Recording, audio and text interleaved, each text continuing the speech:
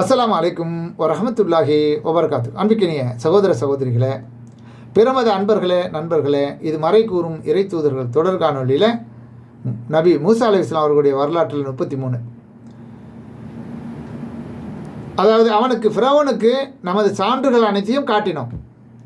தன்னுடைய நபி மூசா அலைஹிஸ்ஸலாம் அவர்கள் மூலமாக அல்லாஹ் காட்டினானான். அவன் பொய்யென அனைத்தையும் கருதி மறுத்துவிட்டான். மூசாவே, உமது சூனியத்தால் எங்கள் பூமியிலிருந்து எங்களை வெளியேற்ற எங்களிடம் வந்துள்ளீரா என்று அவன் கேட்டான். எங்கள்கிட்ட வித்தை காட்டி எங்களை காலி பண்ண பார்க்குறியா அப்படின்னு சொல்லிட்டு, இது போன்ற ஒரு சூனியத்தை நாமும் உம்மிடம் செய்து காட்டுவோம், எமக்கும் உமக்கும் இடையே போட்டி நடத்திட பொதுவான இடத்துக்கு ஒரு நேரத்தை நிர்ணயிப்பீராக, அதை நாமும் நீரும் மீறாத இருப்போம் என்றும் கூறுகிறான். 2 பேரும் உடன்பட்டு ஒரு போட்டிக்கு ஏற்பாடு பண்ணுவோங்கிறான். பண்டிகை நாளே உங்களுக்குரிய நேரம் முற்பகலில் மக்கள் ஒன்று திரட்டப்பட்டும் அவர் என்று மூசா அலைஹிஸ்ஸலாம் சொல்கிறாங்க. ஒரு பண்டிகை நாளில் முற்பகலில் அனைவரையும் ஒன்று கூடுங்க அப்படின்னு. ஃபிரௌன் திரும்பி சென்று தனது சூழ்ச்சியை ஒருமுகப்படுத்தினான். பின்னர் வந்தான்.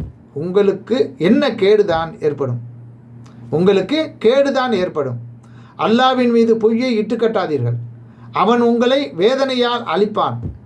இட்டு கட்டியவன் நஷ்டம் அடைந்து விடுவான் என்று அவர்களிடம் மூசா அலைஹிஸ்ஸலாம் கூறினார். அல்லாஹ்வை பற்றி எச்சரிக்கிறாங்க. பொய்யான கற்பனை செய்யாத, தேவையில்லாத வேலையில் ஈடுபடாத, நஷ்டம் அடைஞ்சிருவீங்க. அவர்கள் தமது காரியத்தில் தமக்கிடையே விவாதம் செய்தனர். அதை ரகசியமாக செய்தார்கள்.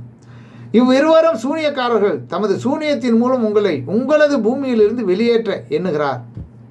சிறந்த உங்கள் வழிமுறையை எனக்கு சொல்லுங்க என்று ஆலோசனை பண்ணி மக்களோடு பேசப்படுது. உங்கள் சூழ்ச்சியை ஒருமுகப்படுத்துங்கள், பின்னர் அணிவகுத்து வாருங்கள், போட்டியில் வெல்வோரே இன்று வெற்றி பெற்றவர் என்றும் கூறினார். இது 20வது அத்தியாயத்தில் 56லேருந்து 64 வரை அல்லாஹ் ரப்பல் ஆலமீன் இதை விவரித்து சொல்கிறான். அதாவது இதில் என்ன செய்தி வருதுன்னு கேட்டால், இவர்கள் சூனியக்காரர்கள். அல்லாஹ்வுடைய அற்புதத்தை காட்டி, நான் அல்லாஹ்வுடைய தூதரே, என்ன அல்லாவை தவிர வேறு யாரையும் வணங்கக்கூடாதுங்கிற ஏகத்துவத்தையே சொல்கிறாரு. அதோட தங்களுடைய மக்களையும் என்னோட அனுப்பிவிடுன்னு கேட்குறாரு.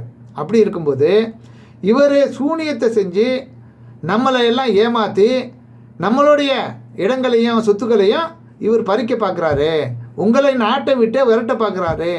என்ன செய்யலாம் அப்படின்னு மக்கள்கிட்ட கேட்டு அவர்களை அழிப்பதற்கு இந்த மாதிரி சூழ்ச்சி செஞ்சு என்ன பண்ணுறான், அந்த மக்களை ஒன்று கூட்டுறான். அந்த சூழ்ச்சிக்கெல்லாம் அப்பாற்பட்டவன், சூழ்ச்சிக்கெல்லாம் சூழ்ச்சிக்காரன்ல அல்ல விடுவானா? இவர்களை அந்த சூழ்ச்சியிலிருந்து காப்பாற்றுவதற்கான அனைத்து வேலைகளையும்